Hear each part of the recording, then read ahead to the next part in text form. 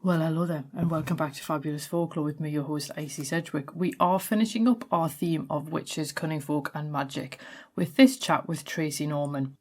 Tracey has written fiction for as long as she can remember, covering a variety of genres and subjects. Her first stage play, Witch, a historical drama based on original English witch trial transcripts, premiered in 2016 and has been performed more than 80 times to date. Tracey's most recent publications were Dark Folklore in 2021, co-written with her husband Mark, and Who Is Anna Stenberg in 2023, her first full-length novel. Her next book, also co-written with Mark, is Devon's Forgotten Witches 1860 to 1910, which is published by the History Press and comes out in August 2025.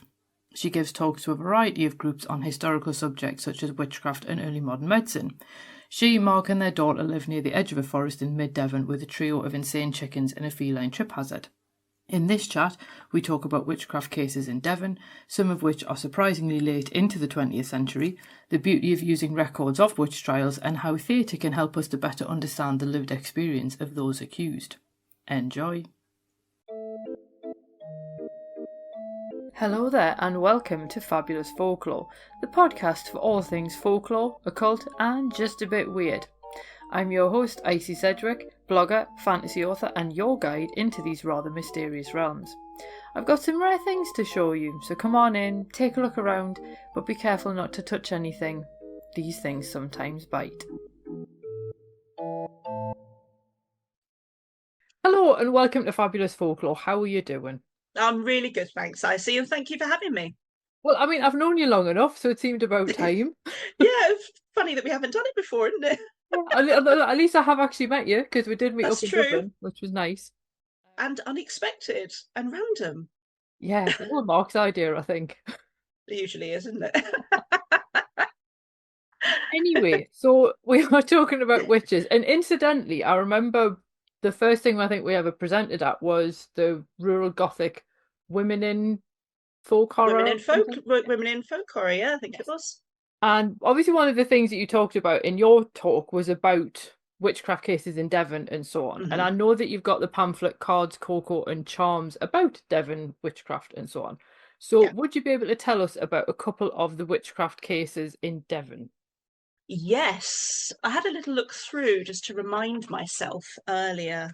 And there was one from 1874 from Ashburton in the south of Devon. And this couple had been suffering from a minor illness, and they'd gone through all the usual rigmarole of trying to find a cure for it. Their neighbours had helped. Everybody had been unsuccessful. And so they sought help from the White Witch of Exeter. The White Witch visited them, examined them, agreed that they had been bewitched as they suspected. And so he gave them the choice of either looking into a crystal for the fee of 1 guinea to see the face of the guilty party, or they could pay the sum of 4 guineas and be given some charms which had to be said in a particular way at a particular time. And if they chose that option, which they did, he said the guilty party would come to their door within the next 24 hours and beg their pardon. So they said all the charms and everything, went to bed about 9 o'clock. And a bit later, one of their neighbours, who knew they'd been ill and was on her way home from working in the fields, stopped off to find out if they were okay and see how they were doing. So she knocked on the door. And the husband was very annoyed at having been woken up. So he went to the window and demanded to know who was there. And the woman realised they were in bed and went, "Oh, I beg your pardon." And of course, it was a clever use of words on the part of the White Witch, I think. But as it happened, that woman was then for a while basically reviled and abused as a witch because of that particular turn of phrase. But what was interesting about that one was that they didn't already suspect who was bewitching them. And so it wasn't a question of the usual kind of divining or scrying where it's just to give the person confidence in their suspicions to take it forward. This was to actually provide a suspect or a guilty party out of thin air. And obviously it worked. So there's that one.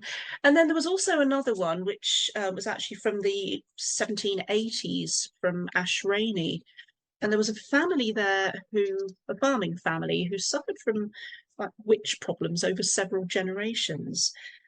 And one of them was involving Mr. and Mrs. B, whose name is not known, but Mr. B was very violent and unpleasant, and he and his wife were both reputed to be witches. So their neighbours, accordingly, as was the case, usually kind of gave them a wide berth. Back then, they would have reaping days where the whole community would turn up to a farm, knowing that that was that farmer's reaping day. They would all help bring in the harvest. It was all very kind of carnival atmosphere. Everybody helped out. The farmer and his wife fed everybody, and everybody worked together. So cider was flowing during the day. Mr. B was one of the people who showed up to help out, and he got a little bit kind of worse the wear for the cider. So when they were having the meal in the evening, he asked for another helping, but instead of handing his plate along the table for another helping, he threw it and broke several others. And so the farmer's wife, who apparently was not known for her patience, said, "You witching old rogue, you've broke 3 plates." And Mr. B became abusive to the point where he had to be removed by some of the other people, and then the feast continued without him. So the farmer and his wife then talked about what had happened and whether or not there might be repercussions from their treatment of Mr. B. Not long afterwards, their poultry started falling ill. The birds couldn't walk, they couldn't stand, they laid soft-shelled eggs. And then the cows started falling ill from mysterious ailments. Many of them died. And every morning for quite some time after that, they would awake to find one or several animals had died or showing signs of illness. Now, this story is really fascinating because it's got some really odd parts, and this is one of it. So that was at harvest time, and then the following February, that particular farmer used a team of 4 oxen to plough. One of the farm workers went in to get the oxen ready for the day and found one of them was dead in its stall with the wooden part of the plough fixed onto its horns. And nobody could understand how this piece of equipment had got into the stall and been stuck on this oxen's horns. A couple of days later, 2 of the other oxen were also found to be dead in their stalls, but the yoke, which was supposed to go around the neck of one animal, had been put around both of their necks and fastened, so they'd obviously been suffocated. The farmer lost his horse as well, but in a very unusual situation. He'd been to Crediton Market, he'd ridden home, he'd turned the horse into the stable yard, gone to find somebody to tend to it. The stable boy had gone out, but the horse had vanished, tap and all. So they started looking for it, couldn't find it. They found it the next morning 3 fields away in a quarry. It was lying dead, and 2 of its hooves were shoved through one stirrup. So I've got my daughter to help me with this and looked at the size of her horse's hoof next to the stirrup, and they're roughly the same size. You cannot get a horse's hoof through a stirrup unless you're using massive stirrups on a tiny horse, which I wouldn't think would be the case here. They had to get a smith to file the stirrup off, and then they tried with the other to get the 2 feet through to see if they could work out how it was done, and couldn't. So for some reason, the farmer, in spite of having discussed this with his wife about Mr. B and possible repercussions, he was really resistant to getting help from a white witch. Everybody was urging him to, and he kept resisting. And it wasn't until they'd lost a significant portion of their animals that he finally decided he had to go and do something about it. So the farmer went to see the white witch in Barnstaple, who said, had you come to see me sooner, I could have done something about this. And by the time you get home, another animal will have died, but it will be the last one. And this is what you need to do. So he gave him some instructions. And when the farmer got home, he was told that one of his prize calves was showing signs of illness. So he went to have a look at it. As he got there, the calf gave a leap up to the beam like 6 feet in the air, dropped to the ground dead. So the farmer had to take that animal's heart. It was to take the heart of the next animal to die. And he had to go to the quarry where the horse had been found dead and burn the heart on a fire. As the heart started burning, something else would start to bleed. And then he had to take some of that blood to the white witch for the white witch to perform a spell or charm of some kind. So the farmer followed these instructions, went up to the quarry, built a fire, put the heart on the fire. And meanwhile, back at the farmhouse, his youngest daughter, who shared the bed with her elder sister, woke up in the night and realised that her feet felt a bit wet. So she turned the lamp on and investigated and found that her sister's leg was bleeding very badly. So she'd lost a lot of blood already. They immediately called for the doctor. The doctor was able to save her leg, but she never had proper use of it after that. So the White Witch's prediction had come true. As the fire was burning, something else started bleeding. And so the farmer had to collect some of his own daughter's blood, take it to the White Witch, and then the White Witch would do his thing with it. We don't unfortunately know what the White Witch did with it. All we know is that after the farmer went back with the blood, all his troubles stopped. So that's two of the stories. It's really gory. It really is. It's quite a horrible one, isn't it? It's quite a horrible one. It's also like weirdly specific as well, because the amount of things in that, and yeah, you're right. Like, how would you get horse hooves into a stirrup and so Yeah, it just a little bit like, I don't know, were Penn and Teller involved or something? It's got some aspects that kind of made me think of urban legends, because it's like too good to be true and everything's very specific. Because there were 3 stories from the same family, they were recorded by, I think they were told to the person recording them, who was a well-respected churchman, by his grandmother, who was the younger daughter in that story. So obviously she knew the bits about her own experience.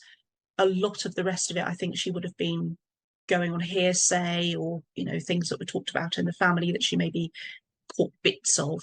So some of her stories are less specific than others, but her bit was, you know, she obviously woke in the night, found her feet wet, and had that horrible. I don't know how old she was, but not very old as far as I can work out. That would be quite traumatizing, no matter how Yeah, old you are. yeah. And I mean, there was another family who also had problems with a witch, and that one involved, in one generation, a problem with the witch not being given a walnut that a little 2-year-old was playing with. And then she drew a circle around the child and the ground, and the child was dead 2 days later. Well, it seems a bit excessive. Oh yeah. It's some of the stories are really quite fascinating, because that witch was ultimately discovered up in a tree with her kettle beside her, wound only in bed sheets. I mean, that's a mental image. So yeah, it's a lot of these stories are really fascinating for many reasons, and that's one of my favorites. The bit about the stirrups particularly. I mean, you mentioned there that they've got like the feel of the urban legend about them, and they do, but this is going to probably sound like a silly question. To what extent can we assume them to be true? Or to what extent have they maybe been like embroidered after the fact? Or is this legitimately what people thought was happening to them? Yeah, I mean, I think, I think it was. People legitimately believed that witches were in their community, that they did have powers to hurt them, that they also had powers to help them. But yeah, a lot of it was very much the belief from, you know, early modern times, carried on right through into the 20th century, and obviously into the 21st. People genuinely believe there are witches have powers, and witches can work against them or for them, depending on their intent. I think that's the thing that fascinated me when I saw that you've got your new book coming out, Devon's Forgotten Witches, and that one's in August this year. And when I saw the subtitle, I went, what, 1860 to 1910? Like, that is fantastically late compared to what you expect. So, first of all, I mean, why? As what were people doing? But also, like, what drew you to that particular period? Because it is so unusual. Mainly because nobody had done it before that we were aware of. Nobody has looked at cases that late. And because when I was researching cards, cocoa and charms, I'd come up with one from 1908, I thought, if there was still, you know, things like this appearing because there's a story in Cards, Cocoa and Charms about somebody who went to the debtor's court for an unpaid debt to a grocer, and then came out with this absolutely amazing story, which I didn't choose to tell you because it would take forever, because it's incredibly complex and incredibly detailed. But it's just amazing what she comes out with. And it's either she's completely embroidered this story and made it into something she wanted it to be, but essentially she believed that she had been bewitched by being given a cup of cocoa in this grocer's shop. And so because of that story, I thought, well, hang on a second, if there's that one, what else might there be? So I thought, well, let's go back a bit and see what there is. And I was absolutely gobsmacked at how many times the word witch appears in British newspapers, Devon newspapers, in those 50 years. So I used the British Newspaper Archive as my primary source. It was quite amusing to see how the scans of the British Newspaper Archives also directed me frequently to adverts for gold watches. So if you get something that says "Gold Witch tells the time perfectly," so there were some quite brilliant pieces of gibberish, which I then had to investigate individually to see if it actually was relevant, or if it was literally just, a watch or a stitch, or sometimes it was a stitch, or sometimes it was somebody's name. Oh, and the Tsarevich, the Russian nobleman, and the horse race, that appeared quite often as well. Yeah, but that was why. It was because I'd never seen anybody writing about anything that late. And when I started looking, there was so much fascinating material that it seemed a shame to leave it languishing, in the newspaper archives. So I'm going to assume that the outcome of these stories is going to be very different from the early modern ones. I'm hoping anyway, you never know. What kind of things were people accusing people of, and where did the stories end up? Because it wouldn't be, the gallows or whatever. So how do the stories resolve themselves? Well, it depends which country you're looking at, really, because we did have a quick look at a couple of other stories. And I found that essentially what was happening over here was a lot milder than what was happening on the continent, specifically in terms of how people were treating each other.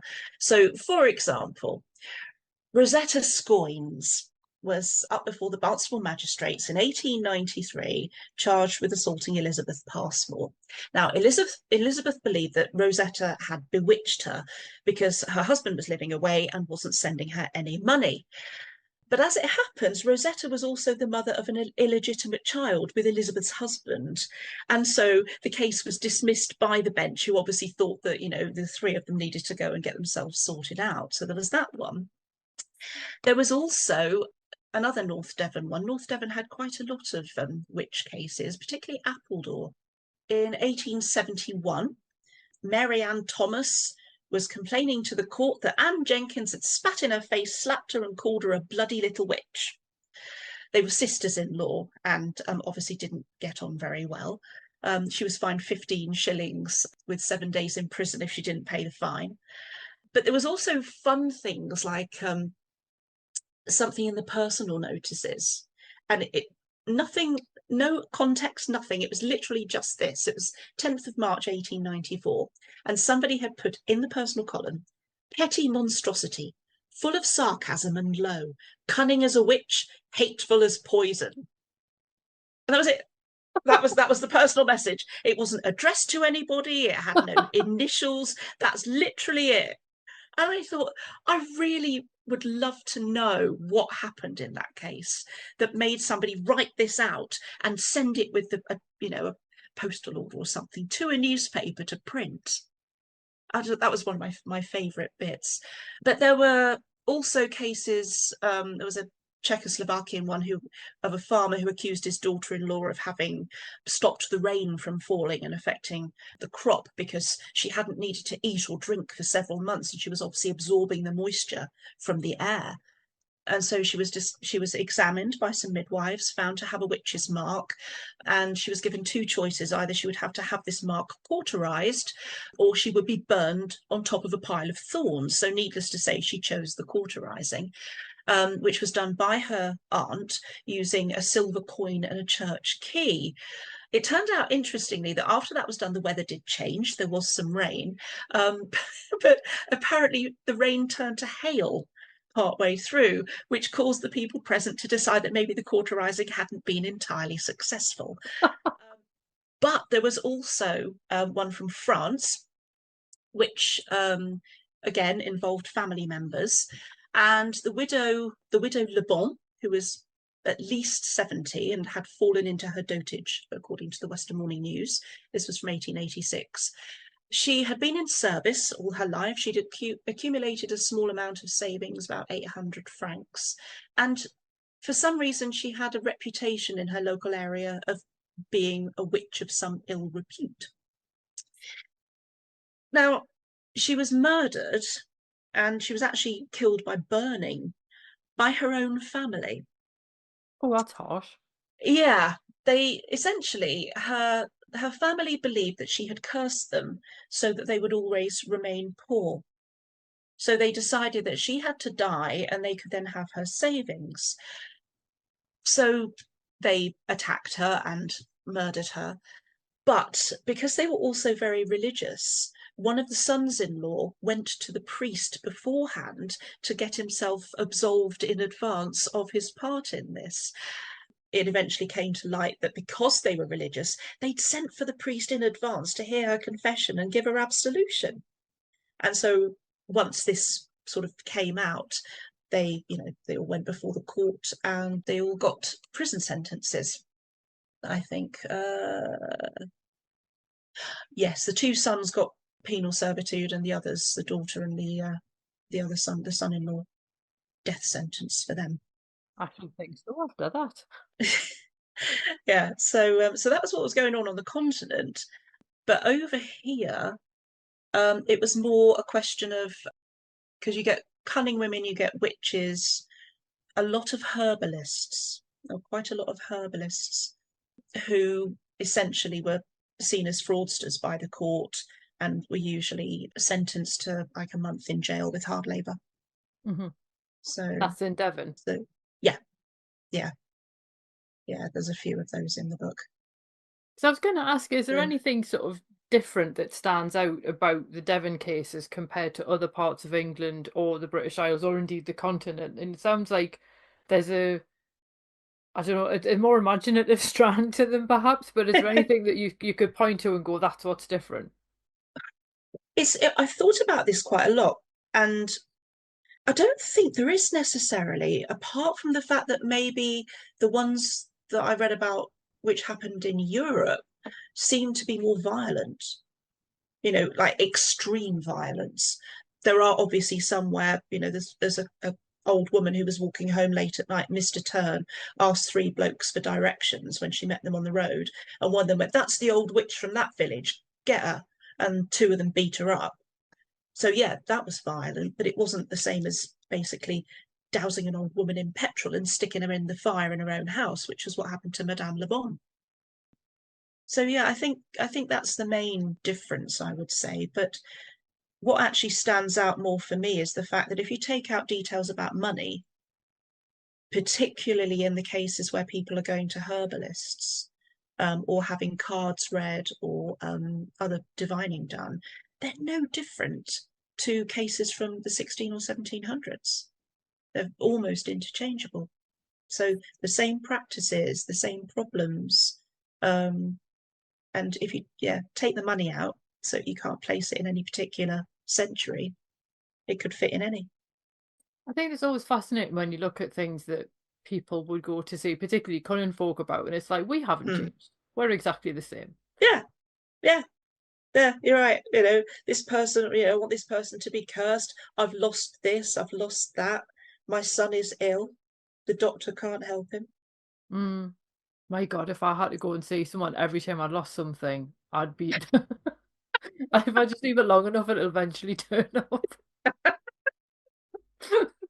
Yeah, there's a great one in the book actually about a farmer who had lost his wallet, and they went through a whole rigmarole of blaming one of the farm hands because the wife thought the ideal thing is to consult a white witch, and the white witch said, this person looks like such and such. And so of course that looked like one of the farmhands, and so they blamed him, and it turned out to be in his pocket. He'd put a jacket in his wardrobe, and it was in the pocket. Oh, I mean, we've all done that. We've all done that. Yep. Oh, that's brilliant. That poor. Though I often thought, how crap was that poor farmhand's life until that guy found his wallet. I can't even imagine. So when the cunning folk turn up in the records, do they turn up as, like, listed as white witches? Is that the term that's used for them, or do they have names like service magicians? No, they do tend to call them white witches, but it's like white witches in inverted commas. But it's interesting that wizard does not appear when wizards are mentioned, which they are a couple of times. Wizards do not have inverted commas around them, but white witches do. So that's the kind of, wizards are traditionally male, white witches are seen as traditionally female, although they could be either gender. So I do get a bit kind of wound up about the fact that any profession which is seen as predominantly male is a genuine profession and doesn't need to be enclosed in inverted commas, but anything that's a female profession does need to. So I shall get off my soapbox now, because that does wind me up. That does wind me up. This is the thing when you look at, particularly, like, say, divination, and you look at who's performing it, and it's the fact that for some reason, in some cases, it's then seen as being legitimate if it's done by an educated man who has, books and stuff. But then you get somebody who's maybe illiterate but is amazing at whichever particular form of divination she's doing. That's then somehow like woo-woo, whatever. And it's quite interesting seeing that gender divide between what is essentially the same set of practices. Yeah, absolutely. And the White Witch of Exeter is a really good case to prove that, because the White Witch of Exeter was kind of like a hereditary title and went down through a couple of families, and then was kind of inherited by a different family, and then a woman took over the title at one point. So it was often, mostly, maybe men, certainly in our experience from the research we've done, mostly men, one woman. And it was a title, it wasn't a person. And the White Witches of Exeter tended to kind of gather in, they had their house in one street, but they would move up and down the street. So they'd been at this number, and then they'd move a little bit down the road to that number. It was really odd. And the fact that, the White Witch wasn't a person but a title, it sort of shows that it doesn't have to be a particular gender. So the whole kind of, certainly in the papers, they're very fond of ridiculing, no matter who it is, but particularly when it's females. And a lot of the articles that we looked at started off with things like, a remarkable case of superstition was heard in the Barnstable Magistrates Court last week. And they all have titles like incredible superstition in Plymouth. They sort of, oh my God, I cannot imagine in these enlightened times that people are believing this ridiculous stuff. But if the reports in some of the papers are recorded accurately from the proceedings that they were describing, the judges and the advocates were absolute bastards to the people that they were supposed to be helping. I've seen advocates calling their own clients fools, and judges insulting the victims because they were silly enough to give money to somebody who was obviously a fraudster. It's really quite shocking to think that people had gone to these guys for help, and yet they were just, being used as the butt of a joke by the very people who were supposed to be working on their behalf. Has very much changed, I wonder. Yes. I can't help thinking that the White Witch of Exeter also sounds like a pub. Oh no, that'd be a great name, wouldn't it? Oh, because we all know I love collecting mad pub names, but that one would be quite a good one. It would, and sadly, it is not a thing Yes. yet. Could be, still time. You mentioned British newspaper archives, which I love Hmm. because I love it when you come across a story and they're actually reporting on something that happened like 200 years earlier, and you're like, was it a slow news day? And just comes out of Yeah, nowhere. yeah. And suddenly get this full page article about folklore, and you just Mm. and a lot of it it'll be a bit wrong, let's be honest, and it'll be in the Margaret Murray style of writing. Oh God, yeah, But yeah. I do love some of the stories. So you've mentioned that as a source. Which other sources do you particularly like for records, or does it depend what you're looking for?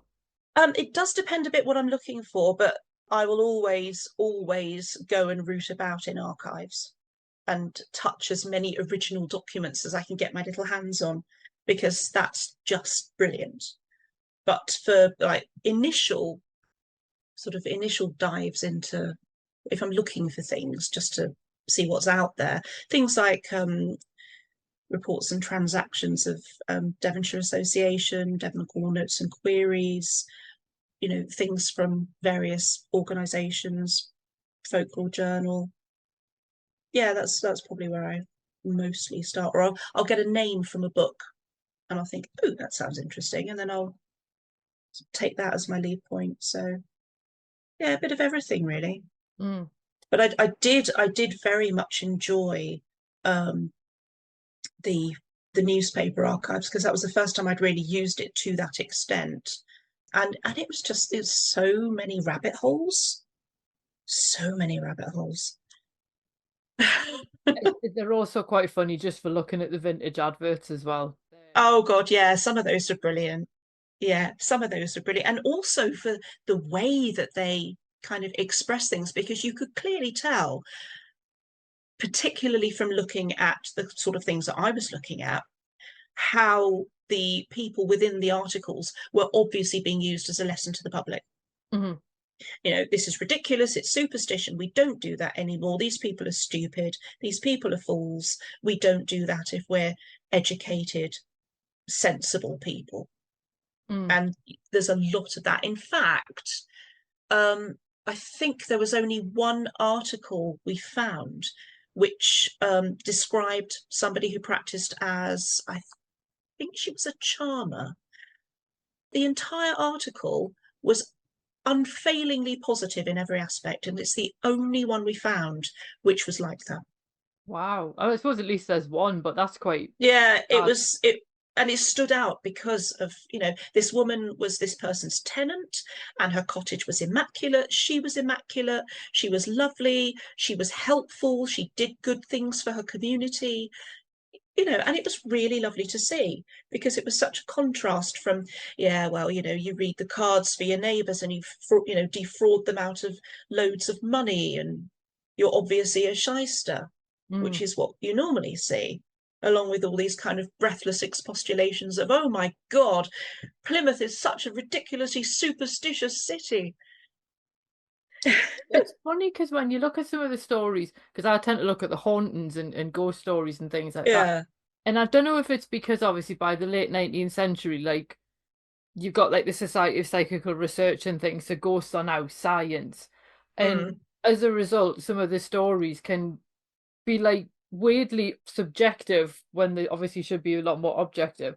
But like again in a favorable way towards say mm, like a spiritualist medium or something like that. And I wonder if again that's the slightly gendered thing that magic and superstition, oh, that must be feminine and nonsensical, but mm. ghosts are, well, they're scientific, so they're masculine and they're science. Ah, yeah, I saw that kind of attitude towards both male and female practitioners in the stuff that I Oh, was okay. looking at. Um, and also towards male and female victims. Hmm.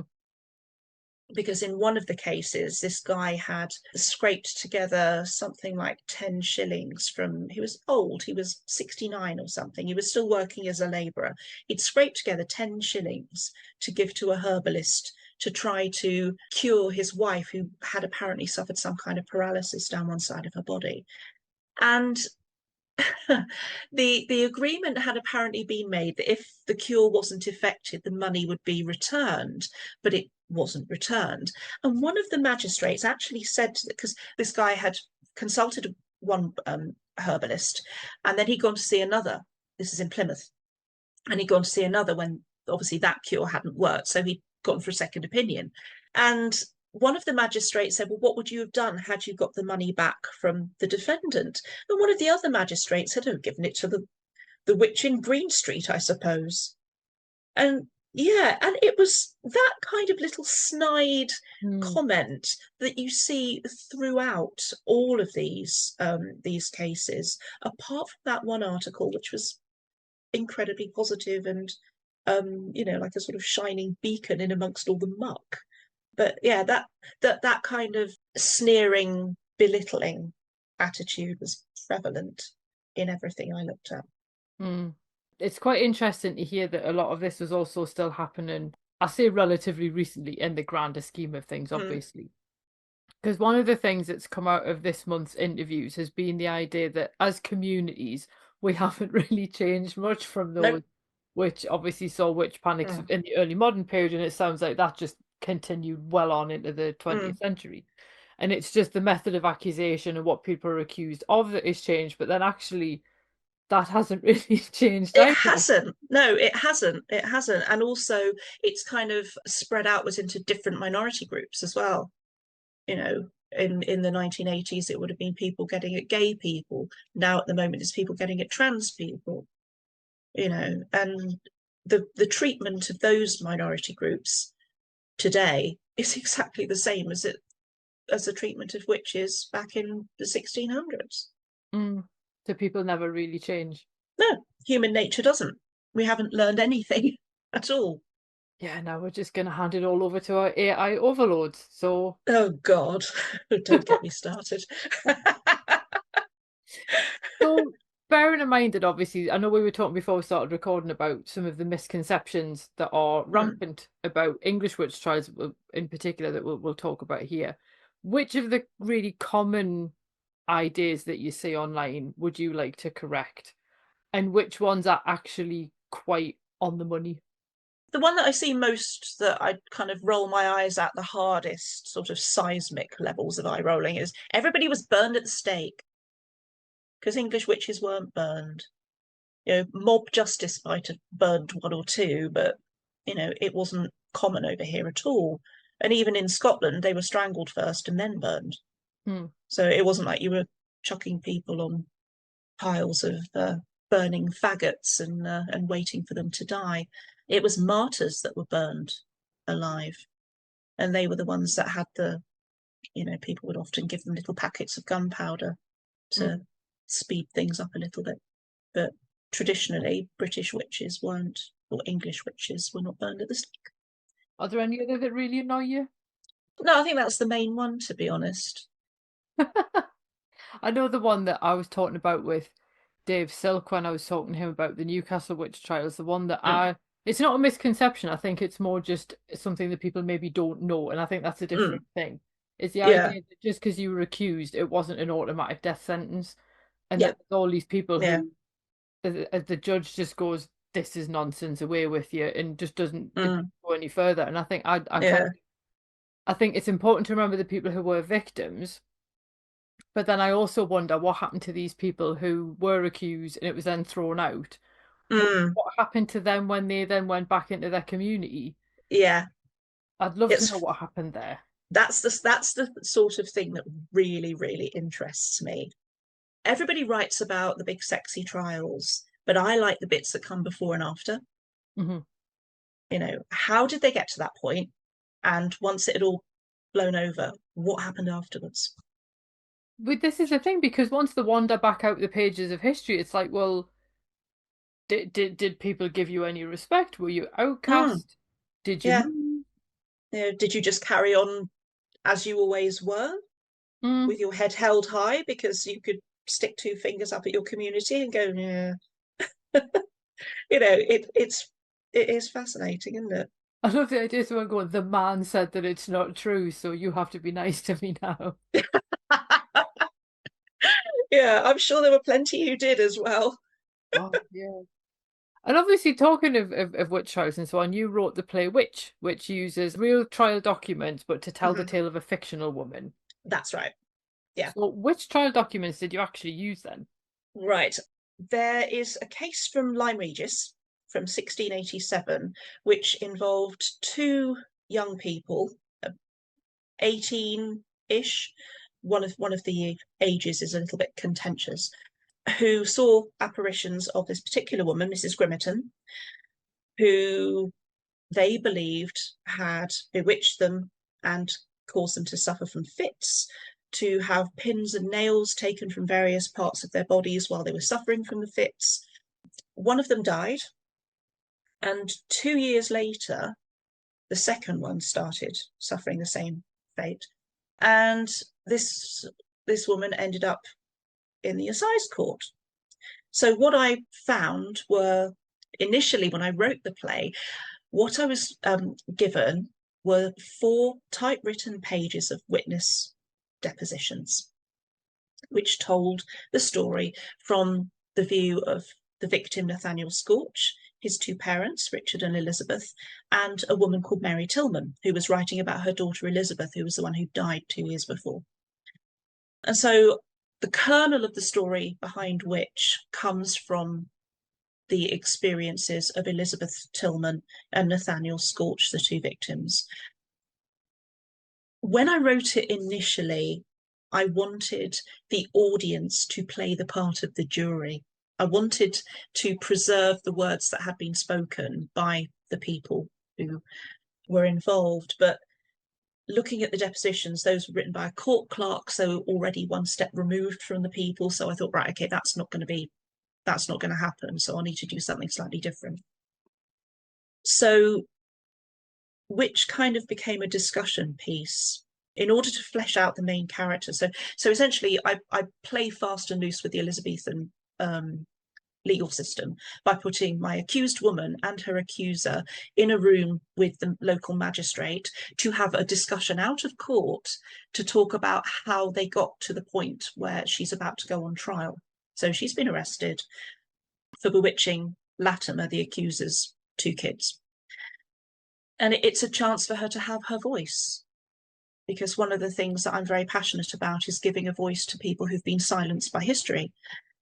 So in order to create Marjorie, my character, not only did I take information from that trial deposition, I also researched quite widely around the subject and cherry-picked people's experiences and gave those experiences to Marjorie, so that everything that happens to her was actually somebody's lived experience from the English historical record. Yeah, and so it kind of, it was supposed to do our theatre company for a summer season, and then we would move on to do other things. And 80 performances later, over several years, it's still a thing. Although sleeping at the moment, it's kind of since COVID, it's been sort of shelved a bit.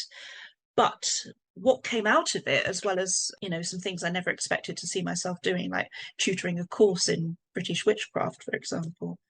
I started, once the play was written and we were performing it, I just couldn't let the original story go, because I didn't know anything about this woman apart from the fact that she smoked a pipe, and it was her pipe of tobacco that had made the lad fall ill. I knew her husband was a sailor, and I knew her name. And that was it. There are things that can be inferred from what's in the records. She walked into somebody's house. The lad was working as a tailor. There were 2 other people there, the house owner and a friend. She gets her pipe out. She offers it around. They all have a communal smoke. She presumably then goes away. He falls ill. So she was social. But that's inferred from what happened. And I just couldn't let it go. So I kept looking up as much as I could about her and hitting so many brick walls, because the joys of non-standard spelling. Every time she appeared in the historical record, as I found out after about 3 or 4 years of constant kind of, where is she appears with a different spelling of her name. Mm-hmm. And sometimes she has a completely different first name. So that was fun, but also very rewarding when I started finding all these different references to her. So I still don't know everything about her, but I do know from the National, because part of her story is in Dorset, in the History Centre in Dorchester. Part of her story is in the National Archive. And what we were saying just now about what happens to people after, she went through the assize court, she was acquitted. She went back to her community and she died there in her community. The lad who accused her moved away. Interesting. His father said he was about 18. In fact, I found his baptism record, he was actually about 21, 22. And then he just literally vanishes from all of the sort of Lyme Regis records. But by chance, and fairly recently, I found a record which suggested that he got married and had a child.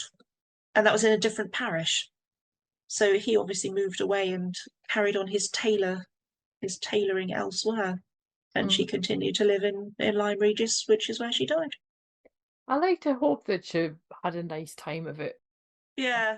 Because you sort of feel like it must have been quite a stressful situation to have gone through, and you sort of feel like you have the ongoing stress of like fracas with your neighbours and whatnot. Like nobody. Yeah. Yeah.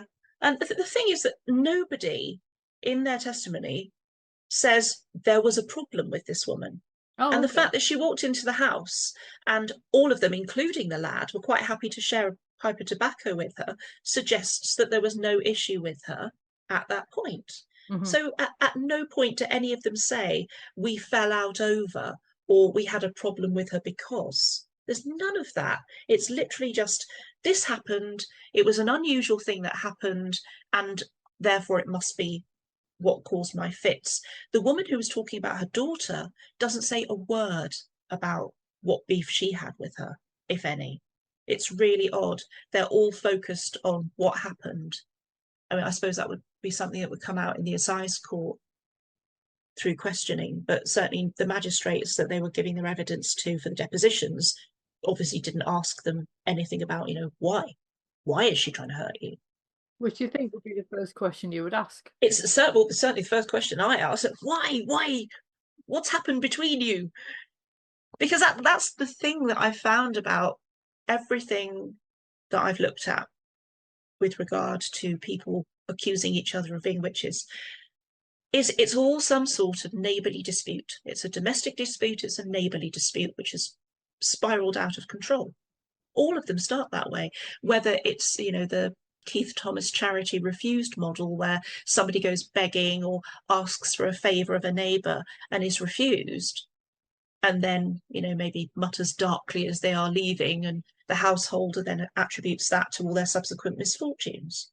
It could be that. But with the case that I looked at, the Grimerton case, there was just nothing to say anywhere that these people had had a problem with each other. The only thing that kind of suggests that maybe something had happened was the daughter, Elizabeth, was ill for quite some time, had a period of recovery, and about 3 months before she died, she was out in the street, bumped into Mrs. Grimerton, who said, "Now hast no more fits, art not bewitched." And that was seen as being threatening and abusive by her mother when she was giving her deposition. But we know nothing about the tone of voice, we know nothing about the circumstances. It does suggest that there might have been a problem because obviously she'd been through this period of illness and fits before and believed this woman was responsible. But we got no indication from any of them as to what the problem actually was. That's also one of those cases. I'm not quite sure if it's confirmation bias, but more the fact that if nothing had happened to that girl and she'd just lived a long and happy life, nobody would have remembered. There would have been, that was a bit of a weird thing to say to someone, but nobody would have put any significance on it. But it's only because of what happens that people then go, "Oh, well, it must be that," and there's this false cause and effect kind of happening. It's a bit Salem-esque.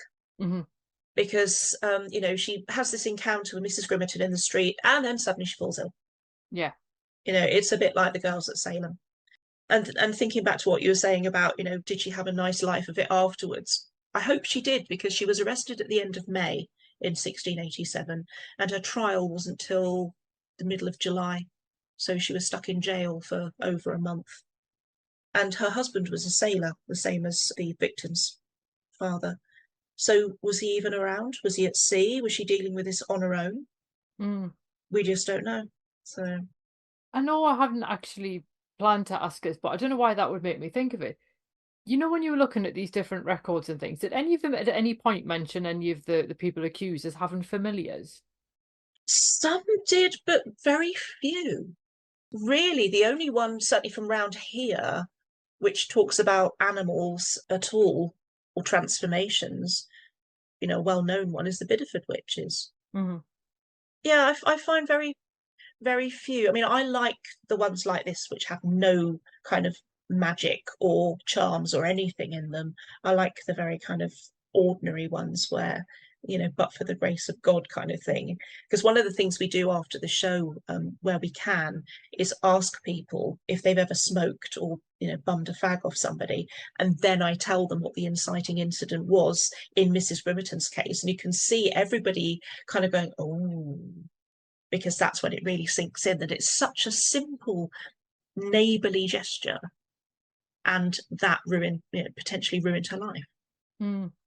But as far as things like animals go and familiars, the witch with the walnut had any number of cats, but I don't know if they were familiars. After she was found in the tree with her kettle, they did try to kill all her cats, but so they obviously thought there was something evil about them. But yeah, I don't tend to focus on that kind of case particularly, because that's usually a bit too magicy for me. I like, if the more magic they are, the less I kind of look into them, because I like the other ones. It's probably quite good though, because I'm clearly more interested in the more peculiar the better, because of course I am. But I think I think the thing that does then add a bit of balance to it though, the fact that you've then got these somewhat mundane accusations where there isn't any sniff of magic or anything truly bizarre going on. And in a way, I must admit, the one thing that struck me when you were saying how, they passed around this pipe, and again, I'm like, oh, how unhygienic. And then you think of someone like Typhoid Mary, who was then, cooking for a community and just passing on like typhoid left, right. Yeah, yeah. I think in some cases, an accusation of harm wouldn't have necessarily been the wrong one. It would just been the wrong kind of harm. Yeah, yeah, that's a very good point, actually. Yeah, because looking at the whole kind of young lad smokes pipe, falls ill, blames woman, was he perhaps affected by the tobacco in an unexpected way? Had he been warned by his mother not to smoke Mrs. Grimmerton's pipe? I don't There's think something so. else in there. Yeah, this is the thing. It could, there's all sorts of things it could have been. But what kind of sticks in my mind is he was obviously not threatened by her on the day when he shared the tobacco.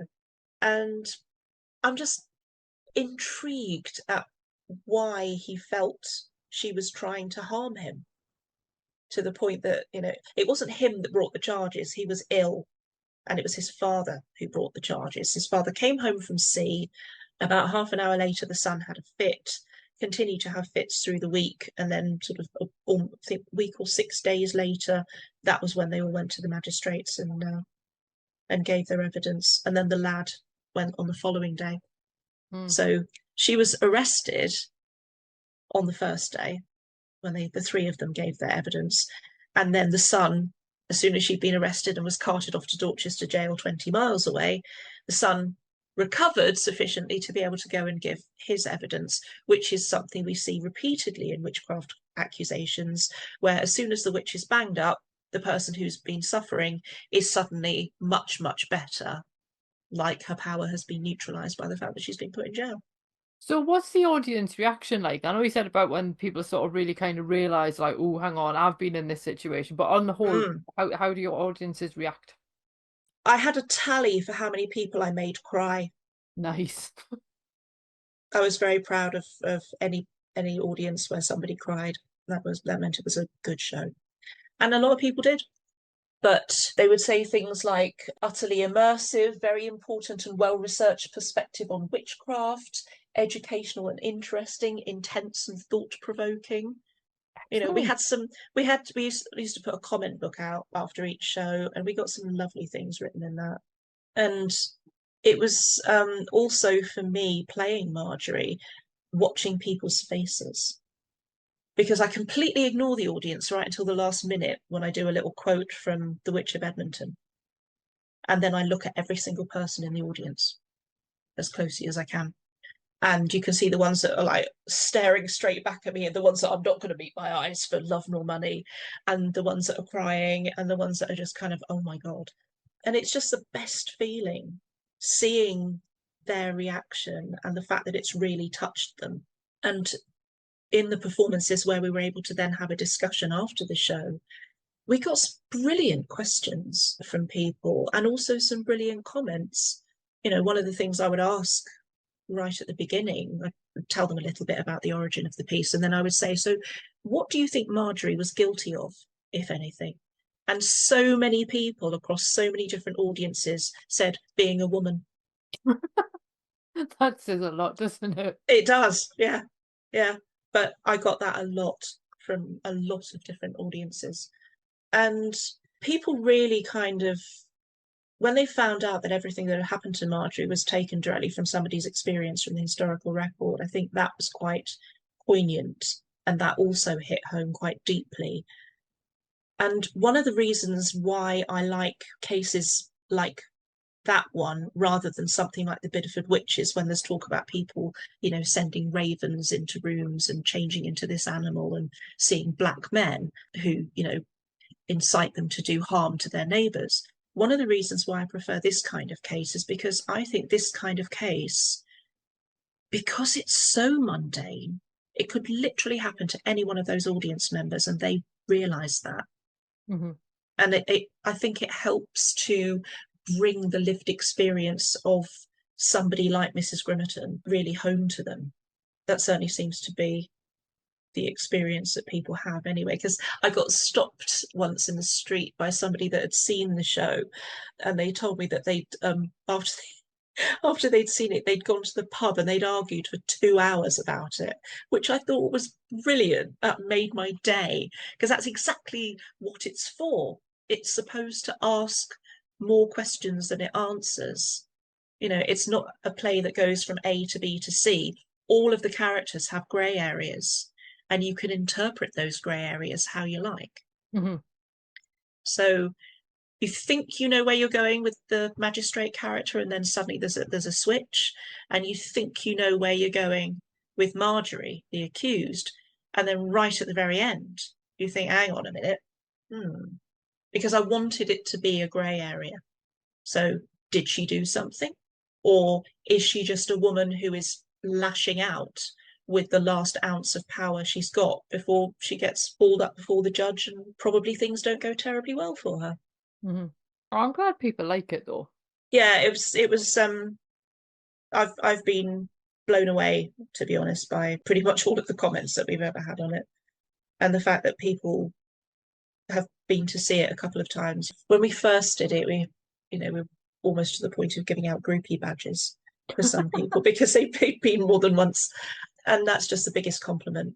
And the fact that people engage with it, and the people that argued in the pub about it, that is just the greatest compliment, because it means it succeeded, and it's doing what I wanted it to do, which was to bring this woman's story into the light, but also to give voices to all of those people whose experiences I'd used, who maybe didn't have a chance to have a voice. Mm-hmm. I don't know how much of a voice Mrs. Grimmerton would have had in her assize case, because obviously the defence didn't produce evidence back then. Did she get a chance to say anything? So, that's my kind of little contribution to getting her case back into the light. I suppose it just goes to show the importance of art, whether that be literature, art itself, theatre, film, whatever format it takes. I suppose the creative vehicle is irrelevant in some ways. I suppose obviously the advantage of something like theatre is it's so immediate compared to all these other ones where you're always at like one remove from what's going on. Yeah. I mean, that's exactly what Witch is meant to be. It's meant to be immersive, because it was written for a really tiny room. It was written for the library, at the Museum of Witchcraft in Boscastle. Oh, cool. So that holds about like 15 people. So I wanted those people, I wanted to have the action literally right up in these people's faces so that they felt they were part of it. And on our second performance, we did a couple of performances each day we were down there. And on our second performance, so our first day, there was a teacher in the audience. And he said, do you take this out to schools? Because every year 8 and 9 should see this. And I think it was him that said that. It might have been somebody in the comments book. But basically, he wanted us to bring the show to his school, and we ended up doing that. And we ended up with this gigantic drama studio with 200 children, or a lot of children. And so the three of us were kind of going, okay, how do we make this impactful in a huge space like this? And I said, well, it's easy. Just move the furniture right up to the children. And so when I was sort of striding across the stage at one point, they were moving their legs out of the way, the front row. And so we were literally right up in their faces. And they asked some brilliant questions. Because one of them said, how do you remember so many lines? Good question. Yeah, no, that was very sweet. But better than the questions that I get from some groups. Lots of people like to ask me about covens. Yeah, for the benefit of obviously the audio, I've just pulled such a face. So they listen to me talking for an hour about social history and then ask me about covens. Like, no, I don't do covens. Ask a practitioner. They can give you a much better answer than I ever could. I just feel like I should be on a t-shirt. I don't do covens. I actually have reinstated now a slide in my witchcraft talks, which just says in big friendly letters, not a witch. And I do explain that I'm a social historian, not a practitioner. So if they have questions about covens, I'm the wrong person to ask. And it did work. It did work, which is why I reinstated it, because I got asked about covens. I took it out, and sure enough, there's a question about covens, and so I put it back in again. It's funny how you always get questions. Mine's always, what did the Celts do? No, they didn't write it down, babe. Oh, God. Yeah. No, I do like questions, because at least it shows someone was listening. Yeah, absolutely. Absolutely. No, I mean, I do get some good questions as well. It's not all about covens, but... Well, I've got one last question for you, and it's not about covens. Excellent. That would have been the wrong thing to do. Suddenly go, so covens. I wish I'd done that now, actually. So, what are you working on now, and how can people find you online? Because you're like one of the most busy people I know. So how can people find you and what you're working on? Right. Well, what I'm working on at the moment is actually the book of Mrs. Grimmerton and Marjorie. So I've pulled together everything I've been able to find about Mrs. Grimmerton, and I'm going through it with a fine-tooth comb, just pulling all of her story together in the one place, because there's a bit in this book, there's a line in that book, a paragraph in this book, but nobody has actually gone through the story from start to finish, because for most people it's not very interesting. A lot of people talk about the apparitions, a lot of people talk about the fact that a pipe was used as a means of, transmitting the magic, if you like, which completely doesn't take into account the fact that she was acquitted and there was nothing going on. So I'm doing that at the moment. That's going to be for a publisher in Chicago. And I'm also talking about the ways that I integrated her story with what became Marjorie's story, and then drawing in bits and pieces from the other people whose stories also contributed to Witch. But it's mainly about Mrs. Grimmerton and my search for her. Because when I first started, I only had the one version of her name.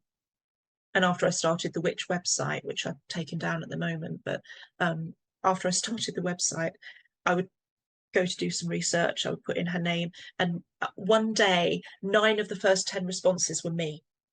And the other one I already had. And I'm like, oh.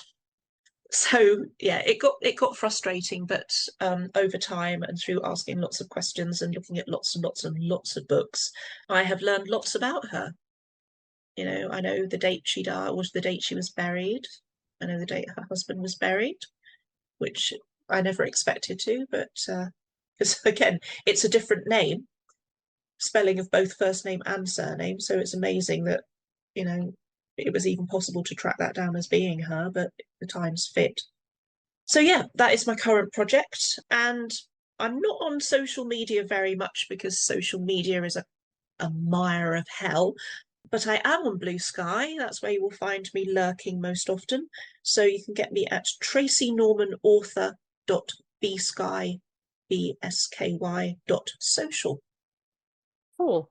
I'll put a link in the show notes for anyone who'd like to come and give you something to do on Blue Sky, because it can be quiet Excellent. over there. It can be. Well, it's been lovely talking to you again.